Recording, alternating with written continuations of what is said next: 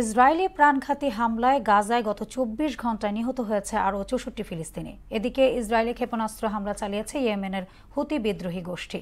পাশাপাশি লোহিত সাগর ও আরব সাগরে টহলরত মার্কিন এয়ারক্রাফট ক্যারিয়ার জাহাজ লক্ষ্য করেও ক্ষেপণাস্ত্র হামলা চালানো হয়েছে।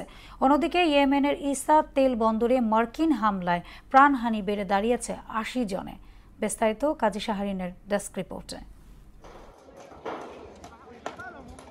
ফিলিস্তিনের গাজা এখন পরিণত হয়েছে এক বিশাল কবরস্থানে। চারদিকে ধ্বংসস্তূপ ও লাশের সারি ছাড়া চোখে পড়ে না আর কিছুই। এত ধ্বংসযজ্ঞ চালানোর পরেও থামছেই না ইসরায়েলি অভিযান। একের পর এক হামলা চালিয়েই যাচ্ছে নেতানিয়াহু সেনারা। ইসরায়েলি বর্বর হামলায় গত ২৪ ঘন্টায় গাজায় নিহত হয়েছেন আরও ৬৪ ফিলিস্তিনি। আহতের সংখ্যাও অনেক।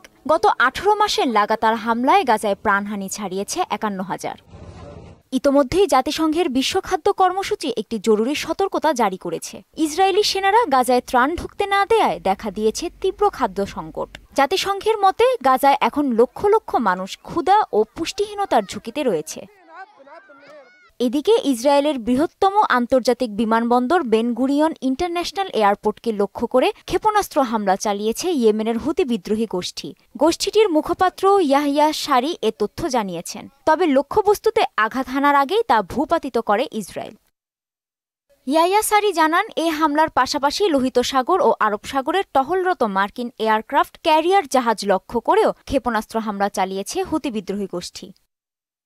এর আগে ইয়েমেনের হুতি নিয়ন্ত্রিত ইসা বন্দরে বিমান হামলা চালায় মার্কিন সেনাবাহিনী। এতে প্রাণহানি বেড়ে দাঁড়িয়েছে ৮০ জনে। আহত হয়েছেন ১৫০ শতাধিক। দেশটির সশস্ত্র যোদ্ধা হুতি বিদ্রোহীরা জানিয়েছে এটি ইয়েমেনে যুক্তরাষ্ট্রের অন্যতম বড় প্রাণঘাতী হামলা।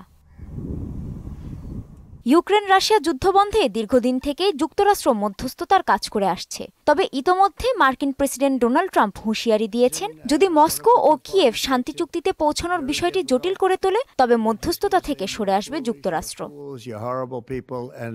কাজী শাহরিন, মোহনা সংবাদ। কঙ্গো প্রজাতন্ত্রের উত্তর পশ্চিমাঞ্চলে একটি যাত্রীবাহী নৌকার আগুন ধরার পর সেটি ডুবে এখন পর্যন্ত প্রাণহানি ঘটেছে ১৪৩ জনের।